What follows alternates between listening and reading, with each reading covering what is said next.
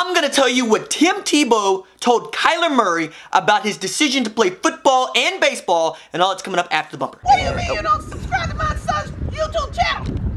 Mama, no! Just snap the damn ball, RJ. What's up, kinfolk? It's RJ Young. I am not on a step mill. Consider hitting the like and subscribe button because this is your place for Oklahoma football news and analysis. But before we get into that, here's some news and notes you need to know, starting with Mike Gundy. Okay, so this is Oklahoma football channel, but every time I get a chance to rag on Texas or Oklahoma State, I'm a gunna. So what's a bad look for Mike Gundy is he's getting recruiting advice from his athletic director. See, what had happened was OSU AD Mike Holder goes on the Pistols Firing podcast to talk about, you know, stuff. And somehow he got led into giving Mike Gundy recruiting advice. Yo, here's the quote. He's really matured into a difference maker as a coach. I would approach recruiting a little differently than he does. I want to finish higher in those recruiting rankings than we consistently do. I think that ultimately puts a ceiling on what you're able to achieve. And here's the thing, Holder's more right than even he knows. Peep gang, Oklahoma State has never put together a top 10 recruiting class,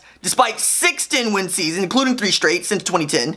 This includes the best ever season at Oklahoma State when quarterback Brandon Whedon led the Cowboys to a #3 Associated Press poll ranking after finishing the season 12-1 with a Fiesta Bowl win against Stanford. But somehow, Gundy still manages to finish behind Baylor in recruiting. He's finished behind Baylor twice in 3 years since they fired Art Browse over a sexual assault scandal. Yeah, Oklahoma State recruiting is trash. But it's even more trash when you put in perspective, Baylor basically didn't have a football program and still out-recruited Oklahoma State. Mike Gundy, you just got styled on by your athletic director. Okay, now let's talk some Kyler Murray. So Friday, you know the news, Kyler Murray officially signed his deal with the Oakland Athletics. He will be playing professional baseball in 2019 and he will play 1 season of college football for the Sooners, where he is the presumptive starter. And at the press conference on Friday, Murray was asked if he'll do some baseball working out during the fall. Murray's reply was his only plan was to get ready to go in and win a national championship,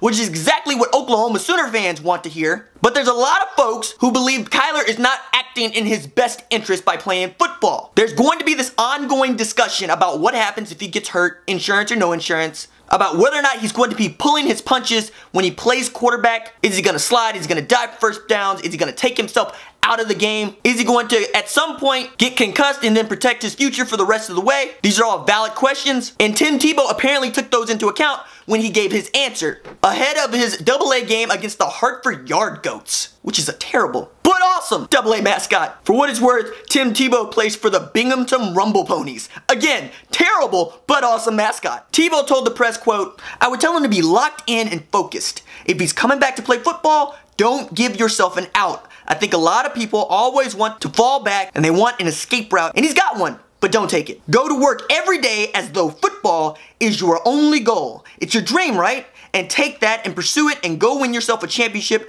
then move on to baseball. But when you're there, when your mind's on it, focus on it and be all in. I think he will be. From knowing the young man and seeing him work, I think he'll be all in. So Tim Tebow is giving Kyler Murray his playbook. Tim Tebow made a go of it in the NFL. Should have just played H-back. Did just a little bit, didn't work out. Had that one game for Denver in the playoffs that everybody likes to cite to me when they're talking about Tim Tebow would have been great as a quarterback. No, he wouldn't have. If Tim Tebow would have been so great as a quarterback, he wouldn't have ended up like Greg McElroy on SESPN. He'd be playing professional football. He wouldn't be playing AA for the Binghamton Rumble Ponies. And while I kind of think Tim Tebow is the last person that we want giving an Oklahoma quarterback advice, I think there's some valid points in there about focusing on what it is you're here to do and just going after that. One thing before the other. I'm a one step at a time kind of guy. Sounds like Tim Tebow is a one step at a time kind of guy. Hopefully Kyler Murray is the same way. Snap for snap, pass for pass, game for game. Let's see what you got, young man. All right, that's it for me. Deuces.